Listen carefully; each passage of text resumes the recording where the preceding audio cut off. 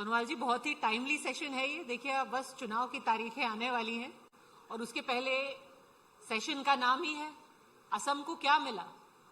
तो बताइए, असम ने आपको भर भर के वोट दिए, आपने इनको भर भर के क्या दिया?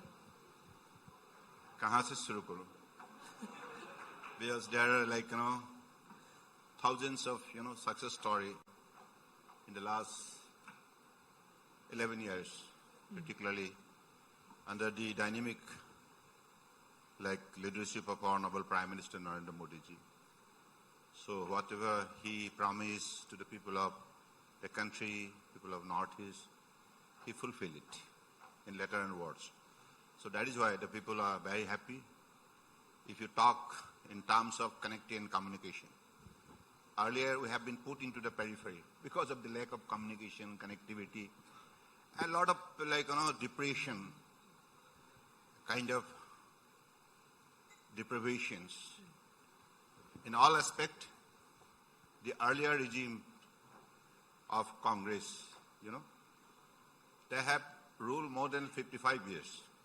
सर, अगर हिंदी में बताएंगे तो हर कोने कोने के लोग समझ में पाएंगे और सुन भी पाएंगे। तो मुझे हिंदी में बताना है। मेरा हिंदी इतना ठीक नहीं है क्योंकि मैंने जीवन में हिंदी, मैं ऑफकोर्स मुझे बोलना होगा, आपका जैसा मैं नहीं जो भी आपका कंफर्ट है। ऐसा है कि पिछली 11 साल के अंदर परम आदरणीय प्रधानमंत्री जी के नेतृत्व में जो भी परिवर्तन संभव हुई, ये संभव जो परिवर्तन आप लोगों को दिखाई दी है, लोगों ने महसूस की है, और इस परिवर्तन की वजह से आज असम एक देश के अंदर चर्चा का बिंदु बन चुका है, नॉर्थ ईस्ट चर्चा का बिंदु बन चुका है, और अब देशवासी एक विकास के केंद्र के हिसाब से नॉर्थ ईस्ट को मूल्यांकन करते हैं। तो मुझे लगता है कि ये हमारे लिए स्वतंत्रता के पिछले 70 साल की सबसे बड़ी सफलता है। आई थिंक फिर से तो मैं तो मानता हूं कि ईमानदारी से अगर काम किया जाए और जो नेता का पास नीति है, नियत है, नेतृत्व है, ईमानदारी है, निष्ठा है, भक्ति है, ऐसा नेता ही जनता को इज्जत दे सकते हैं, मर्यादा दे सकते हैं और सामाजिक न्याय और उनके अर्थव्यवस्था को मजबूत बनाने के लिए व्यवस्था प्रदान कर सकते हैं। मुझे लगता है कि इन चीजों के लिए पिछले दिनों में परम आदरणीय प्रधानमंत्री जी ने जो मेहनत की है, सबसे बड़ी बात तो यही है, सबका साथ सबका विकास। क्योंकि पहले inclusive democracy, so that is the most I think important nerve point, क्योंकि जब सोच बड़े होती है, सबको एक साथ लेकर आगे बढ़ने का जब इरादा होती है, समाज में समन्वय, शांति, सद्भावना संभव होती है। वो काम करने में मोदी जी सफल हुई है। आपको क्या लगता है? सही है ना? क्योंकि आप कह रहे हैं, जब डबल इंजन सरकार की बात होती है ना, कांग्रेस पलट के कहती है कि देखिए, हमारा जो आइडेंटिटी है, हमें बहुत प्राइड है अपनी आइडेंटिटी में, पर यहां पर सब कुछ आउटसोर्स कर दिया। और ये बार बार भारतीय जनता पार्टी की सरकारों के बारे में कहा जाता है, चाहे वो सरकार हो आपकी गुजरात तो खैर है ही, अगर कोई भी आपकी सरकार हो, दिल्ली की सरकार हो या कहीं और की सरकार हो, वो कहा जाता है बिहार की सरकार हो, कि फैसले गुवाहाटी में नहीं लिए जाते, फैसले सारे गुजरात में लिए जाते हैं। आप देखिए, ये फैसले जहां भी हो, लाभ किसको हो रहा है, किसके लिए फैसला लिया जा रहा है, ये बात आपको समझना होगा। आपने ऐसा एक फैसला लिया जिसके जरिए देश के सबसे पिछले इलाका को सबसे बड़ा लाभ मिला, उनको मर्यादा मिला, इज्जत से जीने का एक माहौल मिला। तो फैसला निश्चित रूप से उनके लिए ली जाती है। तो मुझे लगता है कि देश की हर प्रांत को, आप देखिए मोदी जी का सोच इतना बड़ा है कि देश की पहले सीमा इलाके में बसे हुए गांव को लास्ट विलेज कहा जाता था। अब मोदी जी ने कहा नहीं, ये देश का पहला गांव है। सोच बदलना होगा, जैसे गुलामी का मानसिकता से अपने आप को मुक्त करना होगा, कॉलोनियल माइंडसेट से आपको निकलना होगा। उसी हिसाब से हर नागरिक के लिए अगर आपका सोच सही बने तो नागरिक को भी सुरक्षा मिलता है, इज्जत मिलता है और लोकतंत्र का मजा, लोकतंत्र का जो भी आनंद उसको महसूस होता है। यानी कि कन्याकुमारी से कश्मीर तक, अरुणाचल प्रदेश से गुजरात तक, हर प्रांत, हर सीमा इलाका में, हर प्रदेश में बसे हुए, केंद्र शासित इलाका में बसे हुए, शहर हो या गांव हो, पहाड़ हो या घाटी हो, सबको आज केंद्र सरकार की तरफ से जो भी नीति अपनाया है, जो परियोजना लागू की है, सबको इससे लाभ मिला है। इसके वजह से मैं आपको एक नमूना पेश करूं। पिछली 11 साल में गरीब जनताओं के लिए जो भी कार्यक्रम लागू की गए है, इसके वजह से 25 करोड़, 1 करोड़ 2 करोड़ नहीं, 25 करोड़ गरीब जनताओं को गरीबी से मुक्ति मिला है। I think this is the case study for whole of the world. Now many leading universities coming forward. ये कैसे संभव हुई? आप देखिए, यूरोप में एक एक देश में 8 करोड़, 9 करोड़, 10 करोड़, अमेरिका का पॉपुलेशन कितना, 35 करोड़, 25 करोड़, वो भी 11 साल के अंदर। कितना सही रही। कांग्रेस की तरफ से हमेशा बोला जाता था स्लोगान, गरीबी हटाओ, गरीबी हटाओ, गरीबी हटाओ। ये तो सिर्फ स्लोगान की हिसाब से वो जिंदा रहे। जमीनी हकीकत से उसे उतारने के लिए उनका पास कोई कार्यक्रम नहीं थे, और जो भी कार्यक्रम ली गई थी, सुशासन ना होने की वजह से घोटाला हुई, दुर्नीति हुई और आम गरीब का पैसा लूटा गया।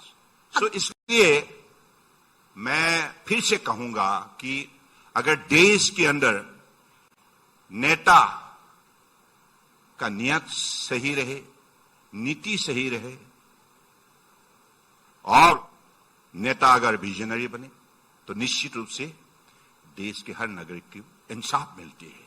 अगर पिछले 10 साल में ये सारा काम हुआ है, नेता भी मजबूत रहे हैं, नियत भी सही रही है, काम भी लगातार हुआ है, तो फिर आपसे सवाल ये पूछा जा रहा है कि ये ऐन मौके पर चुनाव से ठीक पहले अरुणोदय स्कीम में 3,500 करोड़ रुपए single day direct benefit transfer करने की क्या जरूरत थी? उनका कहना है कि तो ऐसा हुआ ना, साल भर पढ़ाई मत कीजिए, चाहते कि महिला लास्ट मिनट पे फर्रे बनाइए। महिला सशक्तिकरण के सिलसिले में आप क्या सहमत नहीं है?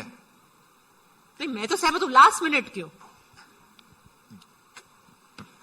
आप कैसे कह सकते हैं कि लास्ट में दिया है?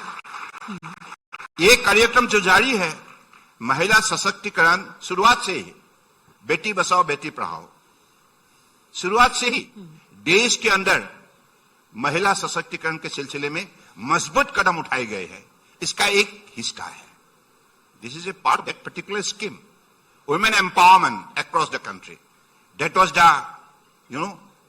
Kind of commitment, conviction, and that has been carried out in the letter and words. So that is why, don't you believe the women empowerment?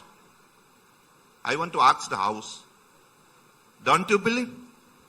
How many people here believe that across the last 5 years the work has done consistently? Please do a show of hands. Women empowerment, अगर देश को आप मजबूत बनाना चाहते हैं, हमारे भारत को अगर दुनिया का सबसे मजबूत विकसित राष्ट्र के हिसाब से आप खड़ा करना चाहते हैं, तो man and women they must grow equally, they must be empowered, youth, farmers and poors, every sector of our democracy must be strengthened. So that is why this particular scheme was, implemented. And I believe 40 lakhs women are very much happy. They have expressed their highest level of satisfaction. आप कैसे कह सकते? ये कोई election के लिए दिया हुआ कोई स्कीम नहीं है. ये हमारी शुरुआत से ही पिछले 11 साल, since 2014, it is a continuous process across the country. It is not only happening in the state of Assam, everywhere.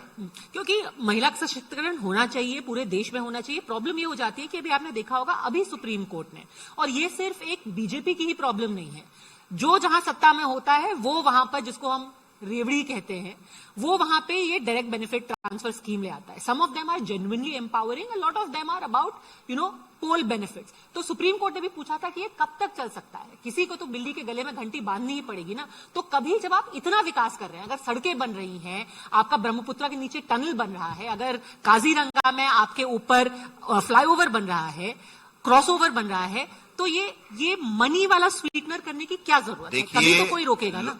और आपकी तो डबल इंजन की सरकार. देखिए, एक बात है, देखिए, कार्यक्रम तो आपको लेना ही होगा, अभी भी काम बाकी है. That is why we have set the target by 2047 when India will complete its 100 years of independence. जब जश्न मनाया जाएगा देश भर के अंदर, तब हमारा देश का क्या पहचान होगा? आत्मनिर्भर भारत. उसी लक्ष्य प्राप्ति के लिए हम लोगों ने ये यात्रा शुरुआत की है, सबको साथ लेकर. Youth, women, farmers, poor, we are all together. We are moving to achieve that goal under the dynamic leadership of Honorable Prime Minister Narendra Modi ji. और ये निश्चित रूप से होगा. आपने देखा है 11 साल के अंदर 11 पोजीशन से अगर एक देश सही कार्यक्रम, सही नीति और सुशासन व्यवस्था की वजह से आज 11 पोजीशन से 4th पोजीशन तक हमने अपना पोजीशन बना लिया. 4th largest economy in the world. Now we are going to become the 3rd largest economy in the world by 2029. That is very clear. That means you have to empower every citizen. They will have to develop their purchasing power. It is a circular economy. अगर जनता का पास पैसा होगा, वो सामान खरीदेगा. सामान बनाने के लिए जो भी हमारे एमएसएमई सेक्टर, जो भी हमारे factories, manufacturing unit, every sector will be benefited out of that. That's how national economy will be strengthened. तो आपको लगता है कि कम से कम 2047 तक एक इतना एम्पावरमेंट आ जाएगा that शायद all of these support schemes will not be needed by that time. Let's hope that happens. But अब थोड़ा मैं आपको पूछती हूँ कि आप देखिए, यहाँ से दिल्ली तक का सफर है, आप यहाँ असम को रिप्रेजेंट भी करते हैं दिल्ली के अंदर. अभी आपके एक साथी हैं वहाँ लोकसभा में, भले से ही वो ऑपोजिट साइड में होंगे, पर पार्लियामेंट में आपके साथी हैं गौरव गोगोई. आपको लग रहा है कि इस बार असम शिफ्ट हो सकते हैं? वो जोरहाट से लड़ रहे हैं असेंबली का चुनाव, मुख्यमंत्री का फेस बताए जा रहे हैं. क्या लग रहा है कि वो रिवर्स ट्रैवल करने वाले हैं दिल्ली से असम का रास्ता? गौरव गोगोई गलत पार्टी में है. इस पार्टी का कोई भविष्य नहीं है देश के अंदर, क्योंकि उन्होंने अपने कार्यकाल में लंबे समय तक उन्होंने राज किया. अब देखिए, अगर आप तुलना करें, गलत पार्टी में मतलब आदमी सही है? नहीं, मतलब ऐसा है, जिस पार्टी का कोई फ्यूचर नहीं है, जिस पार्टी का कोई फ्यूचर नहीं है, वो जितना भी मेहनत क्यों ना करे, it's a lost credible force in the country. Lost credible force. आश्वासन दे सकते हैं, लेकिन उसको लागू नहीं कर सकते, क्योंकि उन्होंने पिछली 55 साल के अंदर इतनी बड़े उनको मौका दी गई है देश की जनता ने. एक बार नहीं, 2 बार नहीं, लंबे समय तक उन्होंने राज किया असम के अंदर, नॉर्थ ईस्ट के अंदर. क्यों? जो काम परम आदरणीय प्रधानमंत्री जी ने 11 साल के अंदर संभव किए है, 55 साल में उन्होंने क्यों नहीं कर पाए? उनका कमजोरी है. Because they are corrupt, they are communal. So they cannot create confidence among the masses because of their corrupt practices, communalism. उन्होंने अपने शासनकाल में यह साबित किया है असम के अंदर कितना घुसपैठिया, कितनी conflict, ethnic conflict, lot of conflict were everywhere. There was no peace at all. People had to live under darkness most of the time. but other infrastructure, no connectivity, no communication, no road, no bridge, no rail. So this is what the condition they compelled within the region. That's why people are very much frustrated and people do not believe them, do not trust them. But on the other hand, if you look at the BJP rules, in the short span of time, what are the transformation? What are the transition? What are the changes? What are the development? People have deeply realized it. I was a student leader when I've been to Delhi. During that time, we had to spend week together to get an appointment of a state minister. But Congress refused to open their door for the people of Northeast. This was the stepmotherly treatment they had given to the people of this region. That is why we have been compelled to put into the periphery. Now we are in the central stage. Who has brought us to the central stage? Who has given this golden opportunity? Who has given all this kind of support? It is Honorable Prime Minister Narendra Modi. पर आपने बहुत जरूरी बातें की, वो घुसपैठिए वाले infiltrators keep coming and you from your student struggle days you were at the forefront of the anti-infiltrator agitation. आपको दुख नहीं होता है कि इतने दशक बीत गए हैं, आप कितना 80, 90, 2000, almost 50 years हो गए, अभी तक वही इशू क्यों एक नासूर बना हुआ है असम के लिए? At some point we have to set the deadline and से ये पॉलिटिक्स का इशू नहीं है, ये आपकी आजीविका का इशू है, आपकी लाइफ का इशू है, आपका आइडेंटिटी का इशू है. कब असम ये कांस्टेंट घुसपैठिया इन्फिल्ट्रेटर के इशू से मुक्त होगा? आप देखिए, when I was student leader, I've been to Supreme Court. Why? Correct. I filed a petition challenging the validity of the constitutional validity of the IMDT Act. And this legal battle lasted for 6 years. And ultimately we got the justice from the highest court of the land. Yes. And who brought this discriminatory law to the state of Assam? It is Congress in 1983. Why? To protect the interest of the illegal migrant. And what was the provision they have created? You'll be surprised to know. Onus of proof, not on the suspect, but on the complainant. It was a discriminatory, unconstitutional law. That is why Supreme Court has struck it down. But the question, why Congress brought all this illegal migrant? Just to create vote bank. Now that is why with that apprehension all the time, they feel that if these people are identified and these people are put into the kind of account of detection, deportation, deletion, they feel insecure. And this was the act which was against the interest of the national sovereignty, unity and integrity. You can call it anti-national. So the anti-national rule of Congress, now everybody realizes it. You're saying Congress is anti-national? Of course, by bringing this law, you know what Supreme Court in their judgment have observed? It is amount to invasion. That is the, crime Congress committed against the nation, interest of the nation. That is why they are never be pardoned, never be excused. They will have to suffer for many more years to come. Because that is why every day they are losing their ground. Because when we raise these bona fide questions, they feel silent. They feel scared. Because they have brought this kind of, legislation. But sir, that punishment already people have given them by putting them out of power for 10 उसको years. और भी सजा देना होगा. ये बात नहीं है. देश के खिलाफ उन्होंने कदम उठाई है. देश की हितों के लिए अगर उन्होंने कदम उठाया होता तो अलग बात था. पर सर तभी तो आपको नहीं भी अभी भी फिर जनता भूलेंगे नहीं. असम के खिलाफ, नॉर्थ ईस्ट के खिलाफ उन्होंने जो भी कार्रवाई की है, उनकी कार्यकाल में आतंकवादी, घुसपैठिया, or law and order, every situation was so tense, so like, kind of, insecure for the people.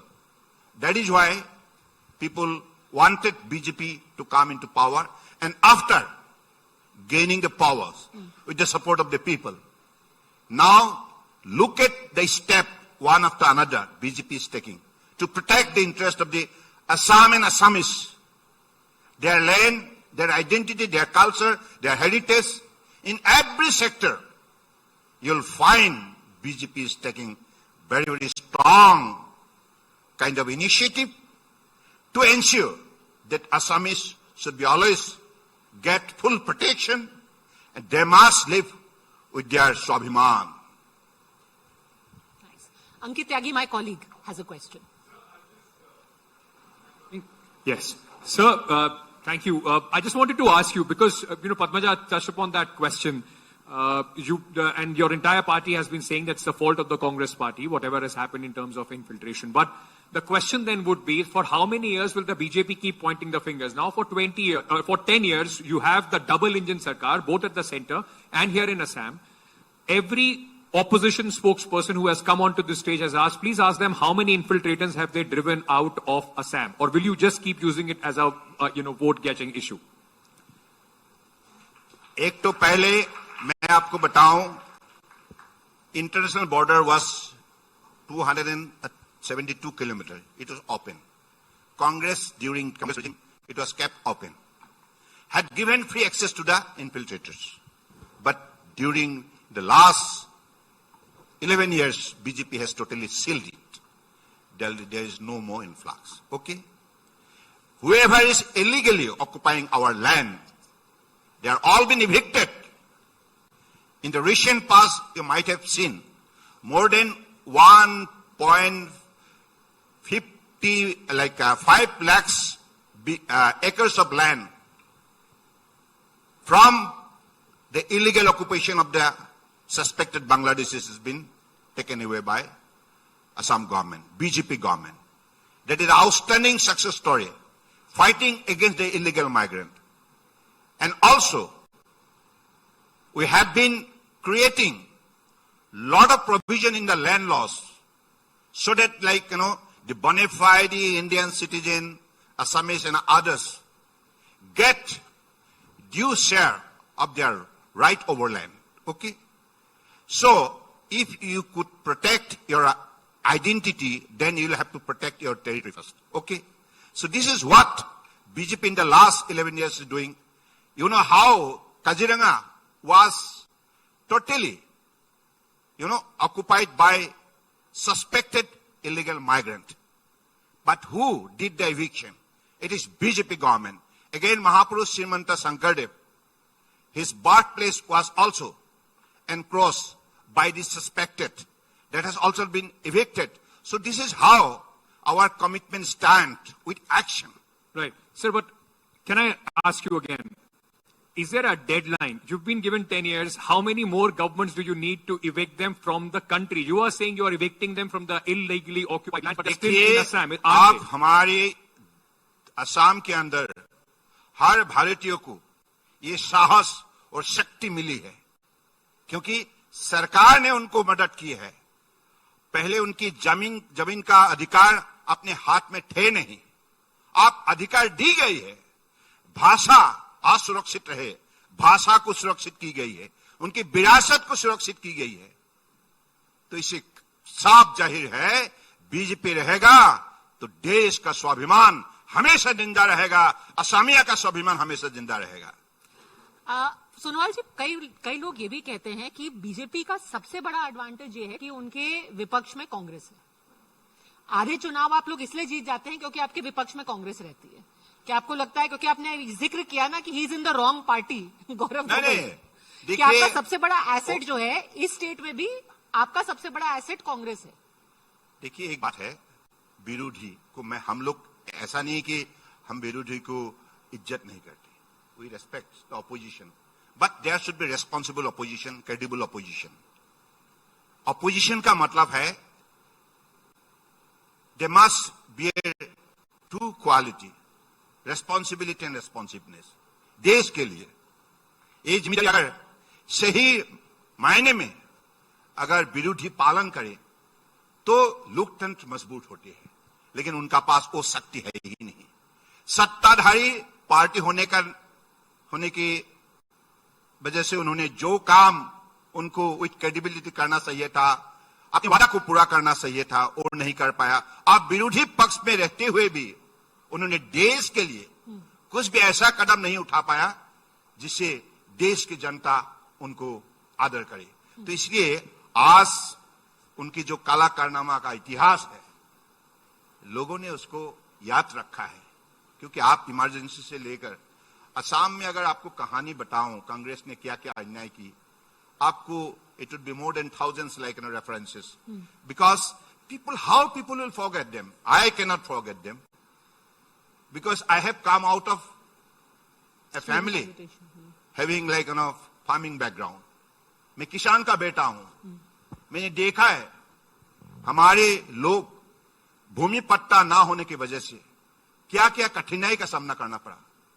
आप भूमि पट्टा दी गई है, ट्राइबल हो नॉन ट्राइबल हो, सभी वर्गों के सभी समुदाय को, आप बराक वैली हो, ब्रह्मपुत्र वैली हो, पहाड़ हो या घाटी हो, हर जिले पे आप हमारे इंडिजिनियस लोगों को भूमि पट्टा दी गई है। भारतीय हर नागरिक को भूमि पट्टा दी गई है ताकि ये जमीन हमारा है, यहां हमारा अधिकार चलेगा। यही साबित करने के लिए आप बीजेपी सरकार प्रतिबद्ध है। ठीक है, उन्होंने Can I just ask you, because वो पद्मजा गौरव गोगोई के बारे हमारा में भूल गए कि हमारे मंत्रालय स्पोर्ट शिपिंग वाटरवेज भूल गए? नहीं सर, बिल्कुल नहीं भूला। मैं सिर्फ ये पूछ रहा था गौरव गोगोई के बारे में जो पद्मजा पूछ रही थी। मुख्यमंत्री हेमंत बिस्वा शर्मा जी ने उनके ऊपर बड़े गंभीर आरोप लगाए। आप उन आरोपों से इत्तेफाक रखते हैं? आपको लगता है कि एक एमपी के ऊपर इस तरह के आरोप लगे? देखिए एक बात, गौरव गोगोई आपने आपको साबित करना होगा, और देश के हितों के लिए है, साबित करना होगा। अभी तक साबित नहीं कर पाया बस, क्योंकि कांग्रेस का आप राहुल गांधी से लेकर जितना भी बड़े बड़े नेता, वो हमेशा देश के खिलाफ ही बोलते रहते हैं, विदेश में जाते हैं देश के खिलाफ कैंपेन करते हैं। ऐसा तो किसी भी भारतीय नागरिक का ये भूमिका होना ही नहीं चाहिए। हम कोई पॉलिटिकल पॉलिसी माने या ना माने ये अलग बात है, लेकिन देश हमारा है, सबके लिए है, 140 करोड़ भारतीय के लिए है। आप विरोधी में रहे या सत्ताधारी में रहे, सबका मूल फर्ज बनता है भारत माता के चरणों पे कोटि कोटि प्रणाम। क्या आपको सच में लगता है कि गौरव गोगोई पाकिस्तान पसंद है या पाकिस्तान परस्त है? ऑनेस्टली उनके खिलाफ जो भी शिकायत लाया गया है, ये शिकायत को अब तक उन्होंने स्पष्ट रूप से ये साबित नहीं किया है। वो कह रहे हैं आपने ये साबित नहीं किया कि वो पाकिस्तान पसंद है। नहीं, उनके खिलाफ ये आवाज उठी है, उनको साबित करना होगा थ्रू एक्शन। उन्होंने तो आज तक कोई काम शुरू नहीं किया है, भाषण दी है। भाषण देने का और काम करने का दो अलग अलग विषय होते हैं। अगर जब तक उन्होंने कर्मभूमि में ये साबित नहीं किया मैं असम के लिए हूं, मैं भारत के लिए हूं, तब तक जनता उसको विश्वास में लेगा नहीं। आपको लगता है वो जोरहाट में जीत पाएंगे? क्या जोरहाट से लड़ रहे हैं अब, वो विधानसभा का चुनाव जीत पाएंगे? हम जीतेंगे, वो हारेंगे। बट वो लोकसभा तो जीत गए, आपने उनके लोकसभा में भी यही कहा। अरे लोकसभा तो एक इतिहास बन गया है। Lok Sabha become a history now. Now it is assembly election and we are all ready to get them defeated. That's clear. When we have spoken of double engine again and again, इस डबल इंजन से काफी विकास आपने किया है। आपने airport, सड़कें, the number of times the Prime Minister has come to Assam in the last 10 years. What more can not just Assam? Assam by all means has become the showpiece of the Northeast. What more can all of Northeast expect from this double engine सरकार? पहले तो मैं शुरुआत करूंगा पिछली 11 साल के अंदर नॉर्थ ईस्ट को कितना हमें सपोर्ट मिले सेंट्रल गवर्नमेंट से। 7.5 लाख करोड़। और आपको मैं बताऊं You know, have you been to Aizawl, the Aizawl, capital city of India? Yes. It is almost hanging in the sky, isn't it? So I think it would be more than 3,000 feet above the sea level. किसी ने भी कल्पना नहीं की थी कि आइजोल का साथ भी रेल कनेक्टिविटी हो सकता है। हम जब भी गाड़ी से जाते हैं तो हम कभी कभी थक जाते हैं, इतनी ऊंचे स्थान पर ये कैपिटल बसा है। लेकिन आज आदरणीय प्रधानमंत्री ने कहा, देश की हर प्रांत को चाहे कितना चुनौती क्यों ना हो, हमें कनेक्टिविटी से जोड़ना होगा। Connectivity and communication is the key to the creation of success story in the country. और ये व्यक्ति अगर आप गांव का हो, शहर का हो, उसका पास अगर सड़क व्यवस्था नहीं है, वो कमजोर है। जितना टैलेंटेड क्यों ना हो, उनका शक्ति को साकार नहीं कर सकते, कर्मभूमि से नहीं जुड़ सकते, क्योंकि उनका पास सड़क नहीं है। तो इसलिए परम आदरणीय प्रधानमंत्री ने कहा, without transportation there cannot be transformation. Without transportation, there cannot be transformation. And that is why he had made it possible to connect from Siliguri to Gangtok. That is 12,000 feet above sea level. Just imagine creating many tunnels. I've been to there at the time of construction. My God, क्या काम किया है technocrats ने, engineers ने, बड़े बड़े सुरंग बनाया है, लंबे लंबे टनल। मैंने उनसे पूछा कितना दिन लगेगा? हाँ, हम तो काम का गति बढ़ा रहा है। तो ये जो कल्पना हमने कभी नहीं किया था, लेकिन परम आदरणीय प्रधानमंत्री ने करके दिखाया। और अरुणाचल प्रदेश, मैं आपको बताऊं, अरुणाचल प्रदेश तवांग से लेकर Bomdila to the that's called I think that is one, There is last district, Samlang district. तो वहां से यहां तक पहले सड़क व्यवस्था नहीं थी। तो एक जिले से दूसरे जिला जाने के लिए थ्रू असम जाना पड़ता था। और इवन इलेक्शन कैंपेन के लिए उनका इलेक्शन का पार्टी ऑफिस बनाना था तिनसुकिया, हमारे कॉन्स्टिट्यूएंसी में, क्योंकि वहां कोई कनेक्टिविटी नहीं। अब कनेक्टिविटी बन चुका है, trans Arunachal highway. My goodness, what's a beautiful roadways. So this is the commitment, this is the love and affection of our Honorable Prime Minister to the people of Northeast. I being a Northeastern, I feel proud. Don't you feel proud? आपको गर्व महसूस नहीं होते? मैं आपसे पूछ रहा हूं, नॉर्थ ईस्ट में सड़क बन रहा है, पुल बन रहा है, आपको क्या गर्व महसूस नहीं होते? होते हैं ना? होना चाहिए। ये हमारे प्रदेश का विकास है, विकास का तस्वीर है, होना चाहिए। पहले तो थे नहीं। हमने पहले ब्रह्मपुत्र में, madam, just for your information, in the last 55 years of their rule, they created only 3 bridges over river Brahmaputra. That too, for every bridge we had to struggle. Agitation होता था, धरना होता था। लेकिन परम आदरणीय प्रधानमंत्री जी ने विदाउट आंदोलन यहां 8 पुल उन्होंने सैंक्शन किए हैं। So this is the mindset, change of mindset, this is a love and affection. आपका अगर दिल में हमारे लिए अगर इज्जत ना हो तो आप इतना कुछ नहीं कर सकते। आपके लिए देश का जिम्मेदारी है। लद्दाख से लेकर कारगिल से लेकर कन्याकुमारी तक आपका जिम्मेदारी है।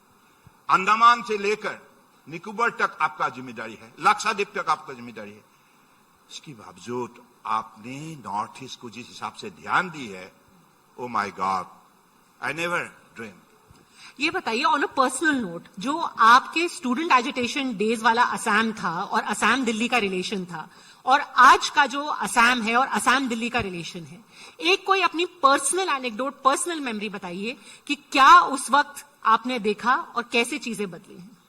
कुछ पर्सनल जो आपने महसूस किया, कि जो बार बार आप दिल और दिल्ली की दूरी की बात करते हैं, उसका एक कोई पर्सनल आपने एग्जाम्पल जो आप आज यहां बैठे हुए बच्चों को बता सकते हैं कि एक दौर हमने देखा था और एक दौर आज का है। एक तो मैं बताऊं, मैं गांव, मेरा घर, मेरा जन्म जो स्थान है मुलुक गांव, प्लीज रिमेंबर इट। तो मुलुक गांव, it is situated in the heart of Dibrugarh district. close to Sabua. Sabua, we have the military bases, Indian Air Force and Indian Army, Dinjan. And during the Second World War, घमासान लड़ाई हुई थी. एक तरफ Japan, दूसरी तरफ America, allied force Britain, आसमान में हुई थी. इतिहास भी लिखा गया है. तो मैं जब विद्यार्थी संगठन के नेता बने, तो मैं कई लोगों को डिब्रूगढ़ टाउन में मैं रिक्वेस्ट करता हूं, गुवाहाटी में आइए हमारा गांव से ले. लोग एक बार गया तो दूसरी बार कान पकड़ता है जाएंगे, क्योंकि वहां कोई सड़क है नहीं. जो पोर्टल था और जो बड़े बड़े लेक्स में बड़ा बड़ा पोर्टल था, थोड़ा बारिश होने से पानी जमा हो जाती. It's create lot of water body on the road and there are some person fully mudded. Impossible to take any level of cars, whether it is Sumo, Maruti van, nothing is possible to drive. तो मुझे ऐसा लगता था, I was studying at Dibrugarh, but जब भी हमारे करीब का दोस्त भी जब मना कर देता था, नहीं तुम्हारा गांव जा नहीं पाऊंगा, एक तो इलेक्ट्रिसिटी है ही नहीं, पानी पीने का है ही नहीं, सड़क व्यवस्था है ही नहीं. So this was the condition. Now आप देखिए, आप हमारा गांव जाइए, मैं कभी ले जाऊंगा आपको, अगर आप जाना पसंद करेंगे तो. So I think there are 5 different pakka road, electricity, drinking water, a lot of progress. So this is the transformation. मैं गांव से शुरू करता हूं, जिस गांव को असम के अंदर सबसे बैकवर्ड माना जाता था, बाढ़ और भूकाटाओं की पीड़ित ये गांव है. Dibru and Brahmaputra, 2 rivers every year attacked our villages, paddy field, and ultimately lost the crops. And because of the bhukatao, erosion, उनका जमीन जायदाद नदी में बह जाता था. इसी हालत में आज तटबंध बन चुका है, रोड का एम्बैंक बन चुका है, सुरक्षित हो गया है. So this is the transformation. And Honorable Prime Minister, he has put his thought into that level. Every villager must live life of comfortability, life of dignity. Okay, अंकित. अच्छा हो गया शायद मेरा समय. मुझे जाना है. सर ऐसे इतनी आसानी से कैसे? दिल्ली से दिल की दूरी यही इसी प्लेटफॉर्म पे कम होगी क्या? कहते हैं ना प्रधानमंत्री कि दिल्ली से जो यहाँ के दिल की दूरी है वो कम करनी चाहिए. तो आप अभी यहाँ पर देखिए, मैं बताऊं, दिल्ली फॉर पीपल. देखिए एक बात है. नहीं, आप लोग आए हैं यहाँ, बहुत स्वागत है. आप दिल्ली से यहाँ आए हैं, आपका यहाँ संस्था भी है, आपका यहाँ ब्रांचेस भी है. But my question, how Honorable Prime Minister has brought this transformation? National capital from Delhi to North East. कैसे? उन्होंने कहा, जब भी प्रधानमंत्री बने उसके बाद उन्होंने निर्णय ली, look east policy during the Congress regime. It was look east policy. Look east policy उन्होंने तो उसको प्रस्तुत की है, लेकिन उसको नॉर्थ ईस्ट को देखते रह गए. जमीनी हकीकत से जोड़ने के लिए, विकास के लिए कोई कार्यक्रम नहीं उठाया. लेकिन ऑनरेबल प्राइम मिनिस्टर कहा लुकिश होने से नहीं, act east policy to be translated into action. Actions mean जमीनी हकीकत के साथ जोड़ना चाहिए. तो उन्होंने कहा कि हर केंद्रीय मंत्री को उन्होंने ये निर्देश दी है कि आप लोगों को नॉर्थ ईस्ट जाना होगा. नॉर्थ ईस्ट जाना होगा. नॉर्थ ईस्ट में आपको वहां की वरिष्ठ नागरिकों के साथ बातचीत करना होगा. उनकी जो भी मन की जो भी दर्द है उसको जानना होगा, सुनना होगा, और उसी हिसाब से आपके मंत्रालय की तरफ से जो भी कार्यक्रम अधूरा है, जो कार्यक्रम लैंडिंग नहीं हुआ है, जो कार्यक्रम पूरा नहीं हुआ है, उसको टाइमली आपको इम्प्लीमेंट करना होगा. देखिए, he has directed 89 ministers to pay visit northern state every fortnight, not as a tourist. सिर्फ आके शाम को वापस नहीं जाना है. You must stay 24 hours and you must have interactive session with all the leading citizens from different field of profession, so that you could learn the language of Northeast, learn the language of their problem, learn the language of their suffering. So that's how he has orchestrated the whole situation, ultimately get the proper plan, and put 7.5 lakhs crore money into action. Now this is the changing, situation, this is development, this is the pride. Sir 9 अप्रैल को polling होने वाली है यहाँ पे, 4 मई को result आने वाला है. I know you are little short of time, but एक नंबर बता के जाइए. Your estimate of what the numbers are going to be like for your party and the Congress in this election. 4 मई की काउंटिंग है. देखिए हमारा 5 मई में आप दोबारा पूछेंगे. हमारे allies, with allies, we are going to reach close to 100. 100. Yeah, close to 100. So you're going to get more than 2/3. I am telling you, please record it down. With allies, BJP, AGP, and others, BPF, all other allies, we are going close to 100, close to 100, close to 100. No, now you're hedging Close your to bets. 100. No, I'm not hesitating. I'm telling you the fact that close to 100. Okay. Yeah. Very few people actually stick their neck Shall out. we get this written? Yes, actually we should get it Why written. we should get this 4 on papers. अप्रैल को we will have sir back on our channel on NDTV.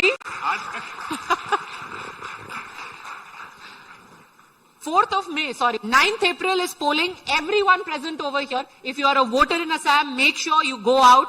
It's important, irrespective of who you vote for, it is important to exercise your mandate. So 9th of April, be out there. 4th of May, this we are going to keep in our records, and we are going to have you, Mr. Sonowal, back on our channel. Okay? मैं 10% भी कर दिया. Fabulous. ठीक है? So, Huge round of applause. Thank you very much, Mr. thank you very Sonowal. much, sir, for taking all the questions. Ladies and gentlemen, a huge round of applause for the Union Minister. Pleasure, sir. Thank you.